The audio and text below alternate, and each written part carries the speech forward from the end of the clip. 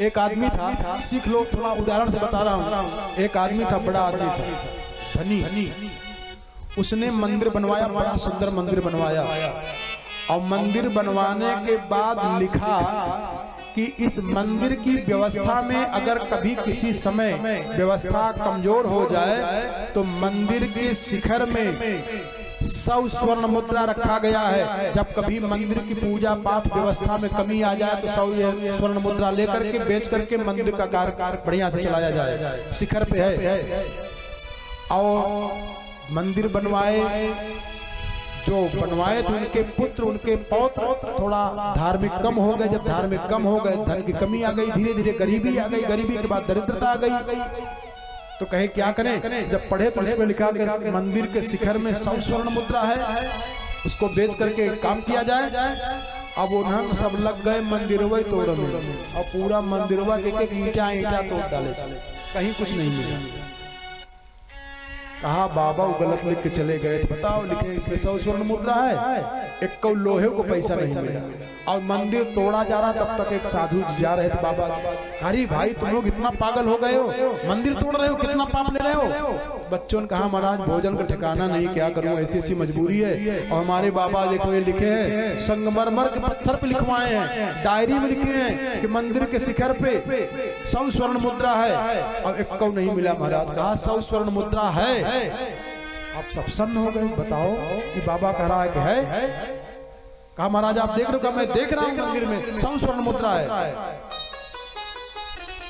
लेकिन पहले मंदिर बनाओ, जैसे बना तो वैसे बनाओ, तब मैं उसमें से 100 स्वर्ण मुद्रा निकालूंगा। तो उनके बच्चों ने कहा कि यहाँ भोजन का ठिकाना नहीं, कैसे मंदिर बनवाए? कहा तुम भी लगो, और हम क्षेत्र के संपन्न लोगों से जोड़ रहे हैं, ये लोग सब चंदा उंदा देकर के मंदिर बन जाए। जैसे था मंदिर पहले वैसे बनवाओ। अब सब एकत्रित हुए और मंदिर वैसे ही बनवाना शुरू कर दिया। मंदिर जब बन करके तैयार हुआ, अब बाबा जी के चक्कर में पड़े। बाबा जी गायब, बाबा जी है ही नहीं। कहा यार वो सदुइया आया तो मंदिर बनवा के भगा, तो पता ही नहीं उसका। फिर कुछ दिन में मिले, बच्चों ने पकड़ा, कहा महाराज आप कहे थे 100 स्वर्ण मुद्रा है। कहा है तो? कहा तो दिखाए नहीं आप। कहा दीपावली के दिन उद्घाटन हुआ था ना। कहा हाँ। तो कहा दीपावली आने दो। दीपावली के दिन वो लिखे थे कि इस पे मंदिर के शिखर में 100 स्वर्ण मुद्रा है, 12 बजे दिन। तो अब सवेरे बाबा जी को पकड़े, कहा महाराज कल ही है दीपावली। अरे कहा यार होने दो तो मैं दिखाऊंगा ना। अब सवेरे 7 बजे 8 बजे पहुंच गए। कहा पहले भोजन लाओ, भोजन किए। जब ठीक 12 बजा, तो 12 बजने पर जहां मंदिर के शिखर की परछाई थी, उसी स्थान पे बाबा जी खड़े हो गए। कहा गड्ढा खोदो। अच्छा गड्ढा खोदे, उसी में से 100 स्वर्ण मुद्रा निकला। अब ये पागल लोग मंदिर का शिखर वही तोड़ रहे थे। है सबके पास ये 7 गांठ का बांस जो गाड़ा जाता है, ये दावा से कर रहा हूं कि बांस चटाचट फटेगा, और जो प्रेतत्व का तत्व है वो निकलेगा। धन्या भागवती वार्ता प्रेत पीड़ा विनाशिनी हो जाएगा। लेकिन वहां तक पहुंचो तो ध्यान दें कि पुण्य की कथा है। तो हम बता रहे थे कि सुखदेव जी महाराज का जन्म कैसे हुआ, अमर कथा की बात चर्चा चल रही थी। कई लोग कहते हैं महाराज विषयांतर बड़ा लंबा कर देते हैं। अच्छा कुछ लोग ऐसे पढ़े लिखे श्रोता बैठते हैं, ज्यादा करके हम अवध चैत्र में कथा कहते हैं, और यहाँ के लोग कथा सब जानते रहते हैं। और इतना विस्तार न करें, तो जब वही आप जान रहे वही हम सुनाएंगे तो मजा क्या रह जाएगा। इसलिए थोड़ा विस्तार कर देते हैं। तो भगवान के अंशावतार वेद व्यास जी ने जब चाहा तो पुत्र की प्राप्ति हो, इधर नारद जी ने जाकर के बताया, शंकर जी ने पार्वती को बताया कि मैं अमर हूं और आप मर जाती हो। क्यों?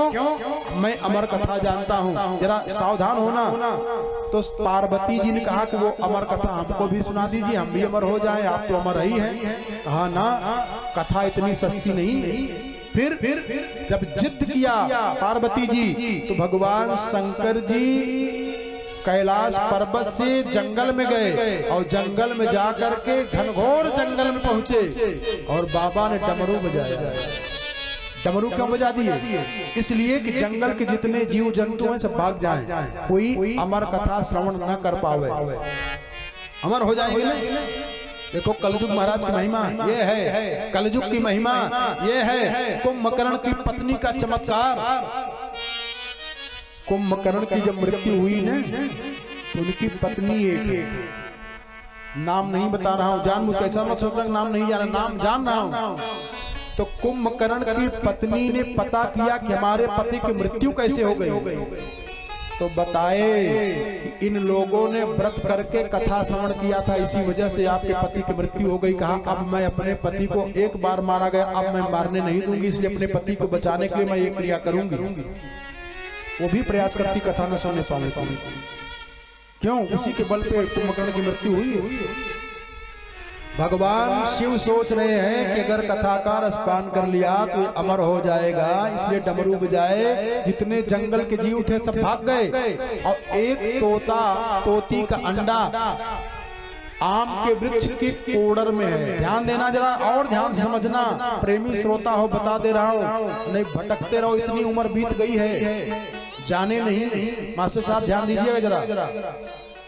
विभीषण जब गए हैं सीता जी का पता लगाने के लिए, तो सीता जी की पता तब तक नहीं लगा पाए हैं, खूब घूमे हैं हनुमान जी, और हनुमान जी घूमते घूमते घूमते घूमते थक गए हैं। पहले कहे थे जब तक हनुमान जी कहे हैं कि जब तक मैं सीता जी का पता नहीं लगा लूंगा विश्राम नहीं होगा। और जब लंका में घर घर में छान मारे सीता जी का पता नहीं चला, तो वाल्मीकि रामायण पढ़ना। वाल्मीकि रामायण में महर्षि वाल्मीकि जी लिखते हैं कि एक महामंत्र का स्मरण किया, जप किया हनुमान जी महाराज ने। क्या?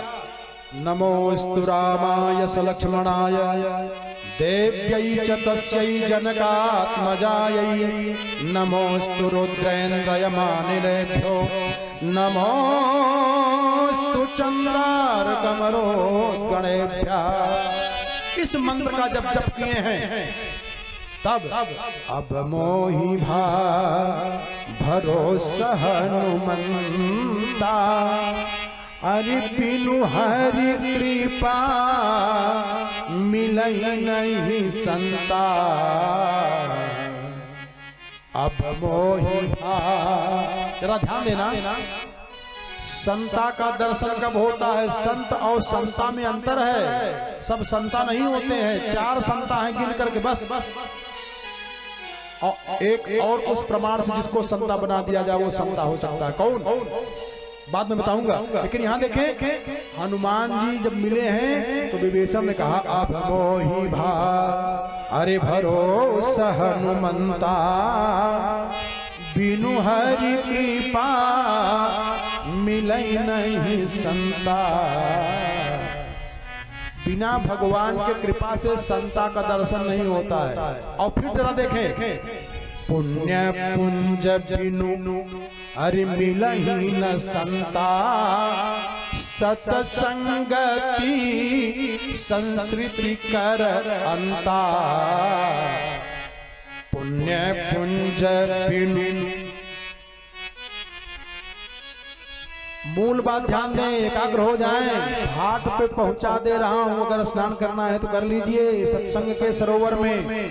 तो हनुमान जी महाराज विभीषण से कह रहे हैं कि हमको भक्ति माता का दर्शन करा दीजिए। सीता भक्ति हैं, सीता शक्ति हैं, सीता महालक्ष्मी हैं। हनुमंत लाल जैसे परम वैराग्यवान हनुमान जी भक्ति शक्ति महालक्ष्मी को नहीं ढूंढ पा रहे हैं और लंका में हैं। और कहाँ है? लंका के अशोक वाटिका में हैं। तो विभीषण से कहा कि हमको भगवान की भक्ति का दर्शन करा दीजिए। तो विभीषण हनुमान जी से कह रहे हैं कि मैं तो आपको भगवान की भक्ति का दर्शन करा दूंगा, और मैं भगवान की भक्ति का दर्शन कर लिया हूं, और कृपा करके आप हमको भगवान का दर्शन करा दीजिए। विभीषण ने कहा कि हमको आप भगवान का दर्शन करा दीजिए, हनुमान जी ने कहा कि हमको भक्ति का दर्शन करा दीजिए। तो कहा ठीक है, मैं आपको भगवान का दर्शन कराऊंगा और आप हमको भगवान की भक्ति का दर्शन करा दीजिए। तो जुगुती विभीषण अरे सकल बताई। क्या जुगुत बताए? बताओ। विभीषण ने जुगती बताई है, और जब जुगती बताई है तब हनुमान जी ने सीता जी का दर्शन कर पाए हैं, अन्यथा कर नहीं पाएंगे। तो जुगती बताए हैं, पढ़ लेना रामचरितमानस, इतना ही केवल है। जुगती विभीषण अरे सकल सुनाई, जुगत बताए हैं। और कौन सी जुगत बताए ये नहीं वर्णन है। और बिना इस जुक्ति के कोई भक्ति का, कोई शक्ति का, कोई महालक्ष्मी का दर्शन कर ही नहीं सकता है। लंका में जाने के बाद जरा ध्यान देना, भक्ति को पाने के लिए, भक्ति को देखने के लिए, भक्ति को प्राप्त करने के लिए 100 योजन के सागर को पार करना पड़ेगा। कर सकते हो? कोई सोच नहीं सकता है। 100 योजन सागर जो पार करे, उसमें सिंगिका मिलेगी, लंकिनी मिलेगी, सुरसा मिलेगी। इन सब विडंबनाओं को पार करते हुए लंका में जाओ, और लंका में जाने के बाद ये तो पता चल गया कि यहीं भक्ति है, लेकिन फिर भी पता नहीं लग रहा है। विभीषण जब जुक्ति बताएंगे तब हनुमान जी को भक्ति का पता चलेगा। प्यारे यहाँ ध्यान दें, उस आम के वृक्ष के कोड़र में